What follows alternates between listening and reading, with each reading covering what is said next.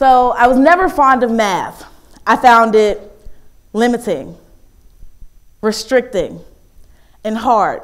See, math had these derivatives, these fractions, these division symbols and multiplication x's, and these little asterisks that were upside down and curved that made a problem almost impossible to solve.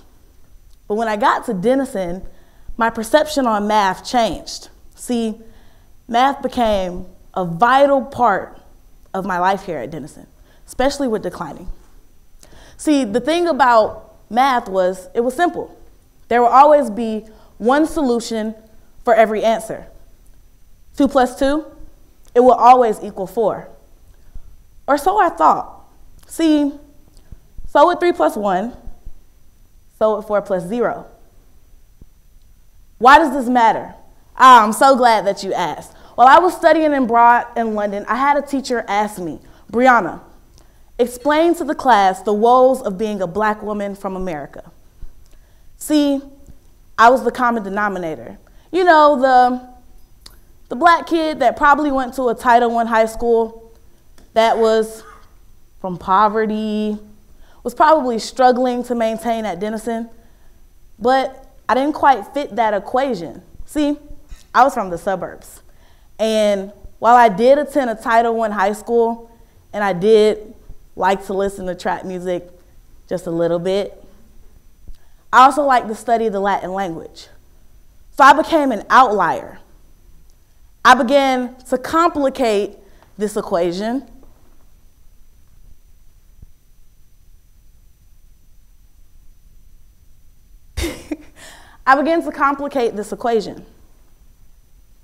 Complicating it by not being able to be confined within this box.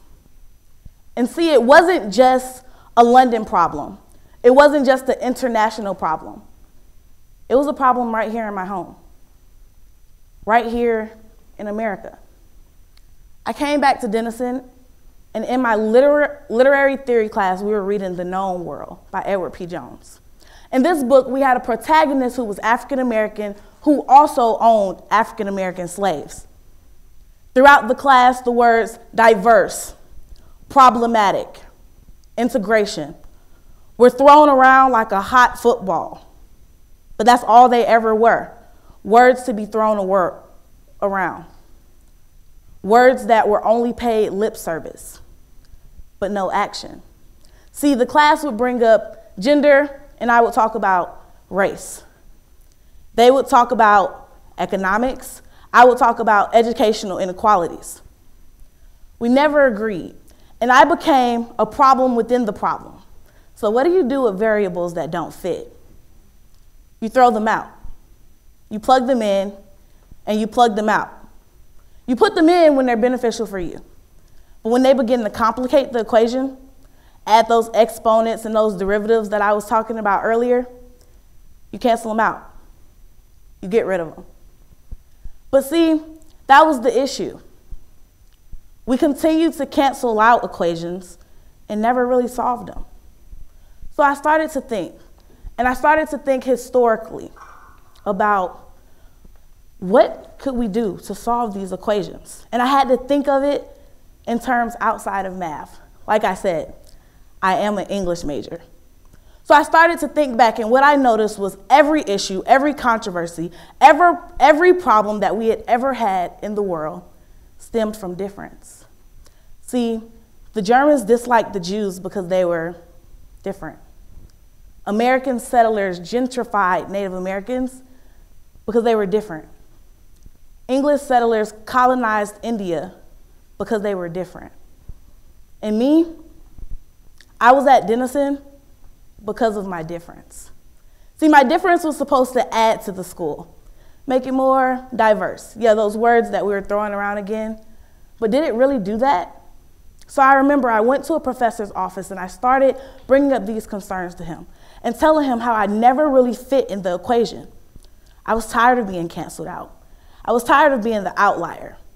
I wanted to figure out how could I get plugged back in? How could I get solved? And I started thinking, and I found an answer from Muhammad Gandhi. He once said, our ability to reach unity and diversity would be the beauty and test of our civilization. Our differences would be what will strengthen us, lead us to progress, lead us to true diversity. And then I began to ask myself questions. So what does that mean for students here at Denison? And I began to think of a series of rhetorical questions that I'll now ask you. How many times have you went to the Black Student Union? How many times have you taken a conversation of race outside of the academic setting, outside of those four walls of a classroom? How many times have you walked into Huffman or Curtis or Slater and sat with someone who didn't look like you? See, the thing about it was, we kept talking about diversity. We kept assigning people these variables that they were supposed to use to fit into our equations. But we never really gave them a space to exist as outliers and be multiplied and factored in on their own. So I came up with a 4-step plan. It's quite brilliant. And I named it Embracing the Spirit of Math. What does that mean? I'm so glad you keep asking all these questions. So embracing the spirit of math means, although I think math is hard and complicated, math is fair. Math is diverse. Because yes, 2 + 2 will always equal 4, no matter how you flip it, divide it, multiply it, and try to make it equal 5 like me, it's gonna equal 4. But so will 3 + 1, and so will 4 + 0. So that means there are several avenues to reach the same destination, to get to the same solution. Why is this important? It's important because just like problems, people have several different avenues that they've used and that they've traveled to end up at the same destination. Just think about yourself sitting in your seats. The person on your left and the person on your right, they've taken very different journeys than yourself to get to where you are. But somehow, you all made it to sit in front of me. So I started thinking, what did we need to do first? One, we needed to evaluate the entire equation. What does that mean? That means that we needed to look at people holistically. You know when you apply to a college and they don't just look at your GPA or your SAT scores, or I probably wouldn't be here. You know how they look at those extracurriculars that you were involved in? They look at that summer job that you had? We need to look at people like that, holistically. 2, we need to accept diverse variables. Diverse variables. Sometimes we're gonna meet outliers like myself, people that don't fit that stereotypical assumption. So what do we do with them? Instead of throwing them out, canceling them out, deeming them as the outliers that are unsolvable, we factor them in. We complicate our equations. Yes, they will become harder to solve, but they'll be more complete, more holistic problems that give a more accurate description of what we're trying to paint. 3rd, we get rid of the plug in, plug out method, meaning we stop using people when it's easy for us. We stop using people for their convenience. You fit this stereotype. You fit this equation. I'm going to use you now. I no longer need you. You don't work in this problem. Let's throw you out for this one. That doesn't work. We have to create problems that are going to holistically evaluate people every time. And 4th, if you don't remember anything else from this long talk, I need you to remember this one thing. Yes, 2 + 2 will always equal 4, always.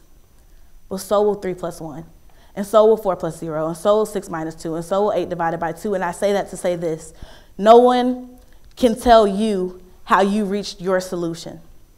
And your solution is just as valuable as everyone else's. The way that you ended to where you are is just as important. Thank you.